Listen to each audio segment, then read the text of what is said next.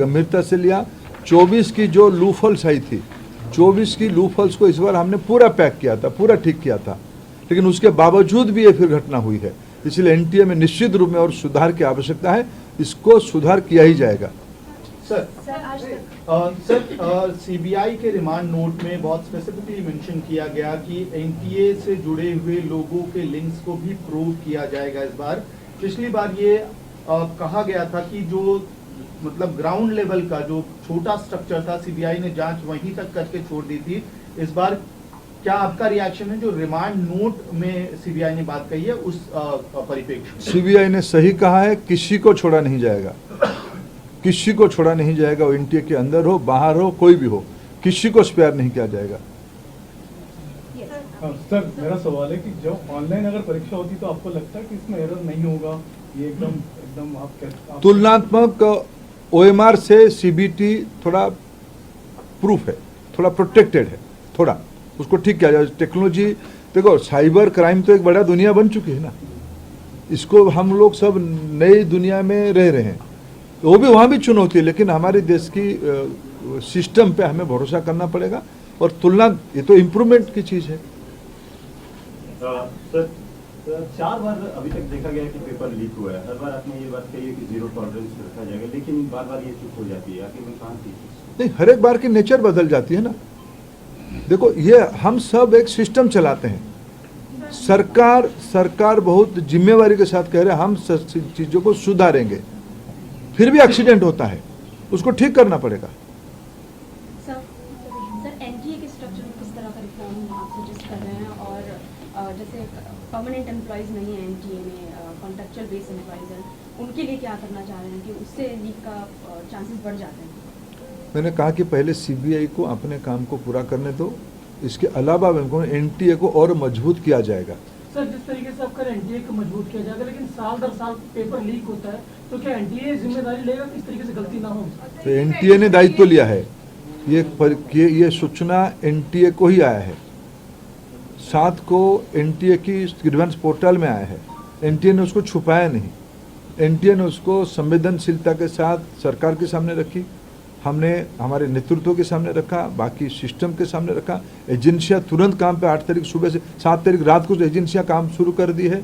12 को हमने निर्णय कर लिया कैंसिल करने का, 15 को हमने निर्णय कर लिया परीक्षा करने का। सब एनटीए ने ही किया, एनटीए अकाउंटेबल है, एनटीए में जो कमियां उसको सुधारना पड़ेगा, जो भी गुनहगार है उसको परिधि में लाना पड़ेगा, और एनटीए ही अकाउंटेबल होगा। पेपर लीक के आरोपियों ने कहा है कि पिछले साल भी पेपर आउट था। मैं कम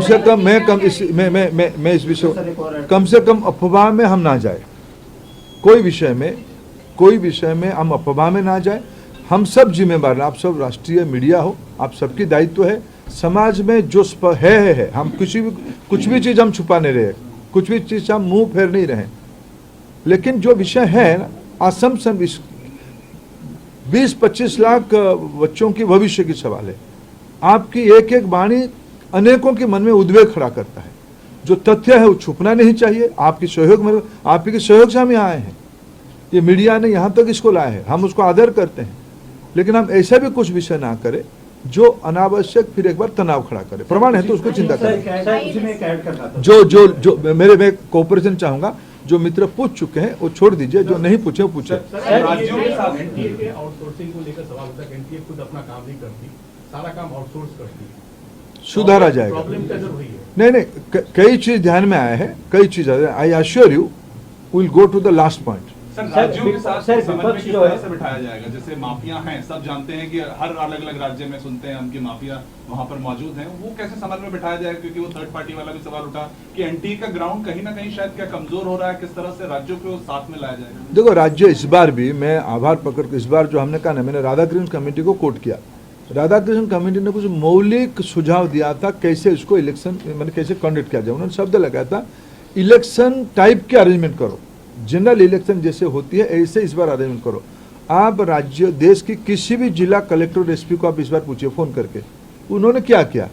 मैंने कम से कम उस दिन 3 तारीख को कम से कम 15 देश की सभी कोनों में, जम्मू का श्रीनगर से लेके केरला तक, नॉर्थ ईस्ट से लेके सेंट्रल इंडिया तक, मैं अनेक कलेक्टर एसपी को हिमाचल से भी रैंडम फोन किया है, उसी समय में कहाँ हो, सब एग्जामिनेशन सेंटर में थे, सब एग्जामिनेशन सेंटर, सब एसपी कलेक्टर सब एग्जामिनेशन सेंटर में थे। अलग कोई गेट के सामने है, कोई कैंपस के अंदर है। राज्य सरकारों ने सभी जगह पे बहुत ही मदद किया, फिर उनके हम मदद लेंगे। राज्य सरकारों ने की मदद के कारण ये हो पाई है। 5400 सेंटर में इस बार तो ये निगरानी की व्यवस्था की गई थी। हर एक विद्यार्थियों को हम एआई टूल यूज करके उनको, आप भी देख पा रहे थे, आप लोग उस दिन जो कोई गए होंगे मॉनिटरिंग सेंटर में, आप भी देख पा रहे थे, लेकिन फिर भी चूक हुई है। आप कुछ बच्ची स्टूडेंट का सवाल है कि आता हूं। 21 तारीख को परीक्षा होगी, उसमें इस तरीके की धांधलियां लीक नहीं होगी, इसकी क्या कोई आपकी मदद चाहिए, हम मिलकर अश्योर करें कि नहीं होगी। सर, राहुल गांधी आरोप लगाते हैं कि सरकार पर जो छात्र हैं और जो अभिभावक हैं उनका भरोसा टूट गया है। उस भरोसों को कैसे लाया जाएगा, कैसे विश्वास दिलाया जाएगा कि आगे से ऐसी चीजें ना हो? ठीक है, मैं फिर विनम्र, मैं उसके कोई राजनीतिक आरोप का उत्तर आज नहीं दूंगा, ये मंच नहीं है। मेरे दायित्व मेरे 22-25 लाख बच्चों की भविष्य, उनके अभिभावक, उनकी मन की आवेग और संवेदना, मैं भी आपको थोड़ा भी निवेदन करता हूँ। आप आज के दिन बच्चों को हम फिर एक पुनः व्यवस्था कर रहे हैं, बच्चों को कोई भी हम कंफ्यूजन में ना रखे। मैं कोई राजनीतिक उत्तर नहीं दूंगा।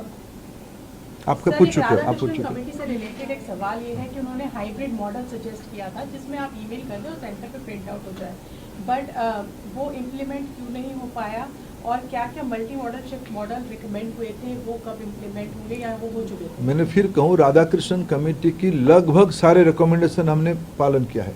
जो 5400 सेंटर की इस बार की परीक्षा के अरेंजमेंट, देखिए, इसको आज कोई एक अखबार ने, शायद इंडियन एक्सप्रेस ने, उसकी पूरा चेन को समझाया है।